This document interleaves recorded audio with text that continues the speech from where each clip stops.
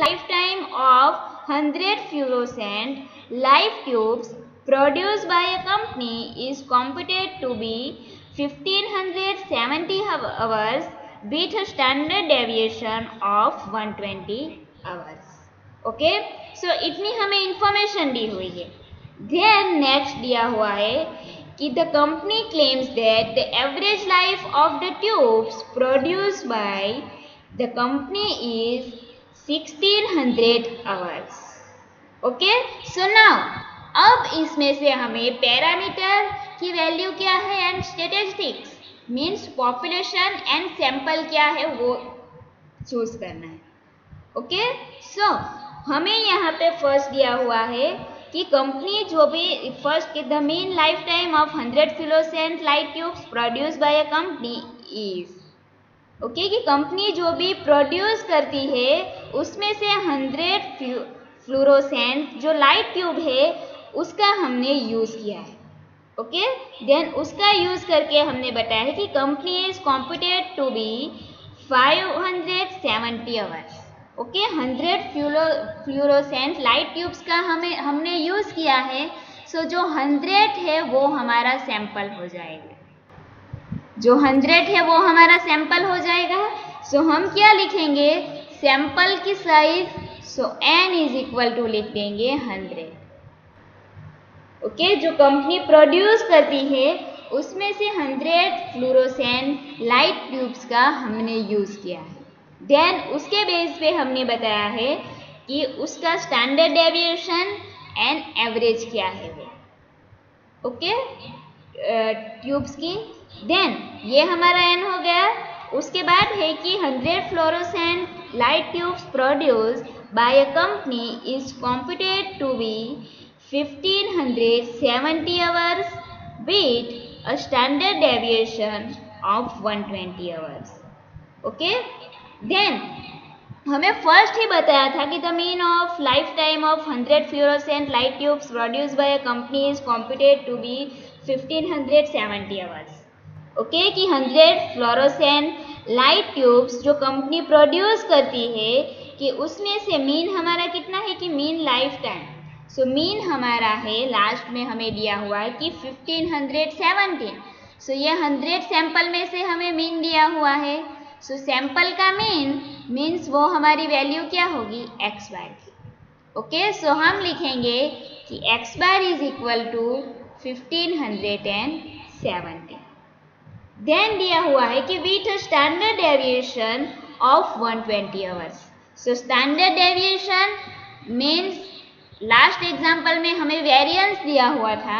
यहाँ पे standard deviation से वो किसका है बट सैंपल का. सो सैंपल का स्टैंडर्ड डेविएशन सो उसे हम डेनोट करेंगे s से.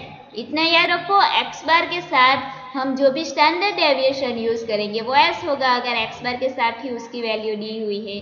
सो स्टैंडर्ड डेविएशन वो हमारी s की वैल्यू होगी. सो s इज इक्वल टू क्या दिया हुआ है 120 hours. Then the company claims that the average life of the tubes produced by the company is 1600 hours. Then company claim करती है कि वो जो भी ट्यूब्स प्रोड्यूस करती है उसकी एवरेज लाइफ टाइम कितनी है कि 600 आवर्स. राइट, कि कंपनी जो भी प्रोड्यूस करती है उसकी लाइफ टाइम एवरेज ट्यूब की क्या है कि 16 आवर्स. सो जो भी प्रोड्यूस करती है मीन्स क्या कि वो जितनी भी ट्यूब प्रोड्यूस करती है वो सारी की सारी tubes.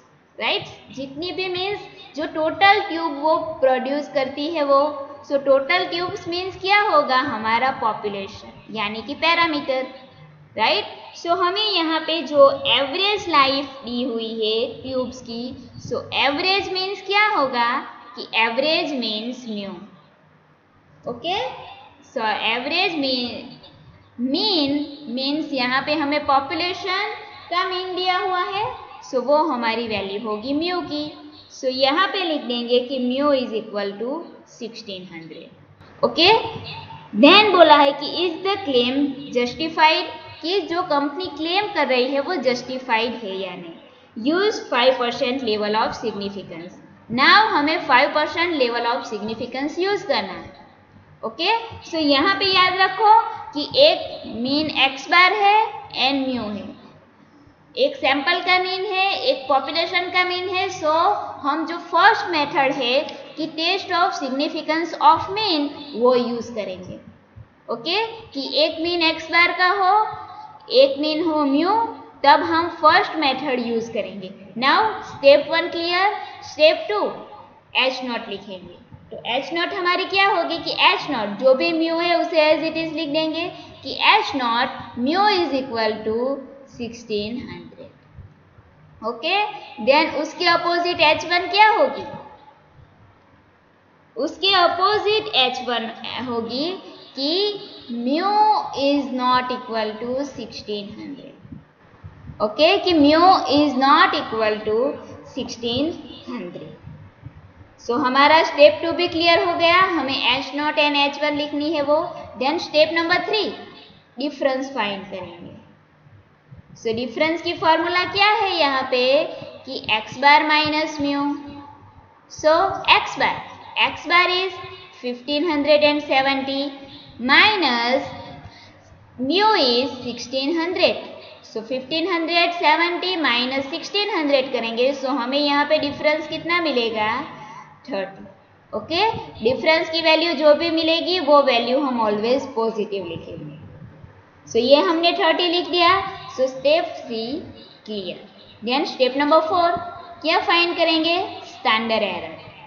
Okay, standard error find करेंगे। Standard error of x bar is equal to, वहां पे हमने जो स्टेप लिखा था उसमें फॉर्मूला क्या थी? Sigma divided by square root n। Okay, but in this example हमें यहाँ पे स्टैंडर्ड डेविएशन की वैल्यू क्या दी हुई है? जो हमें स्टैटिस्टिक की वैल्यू दी हुई है s।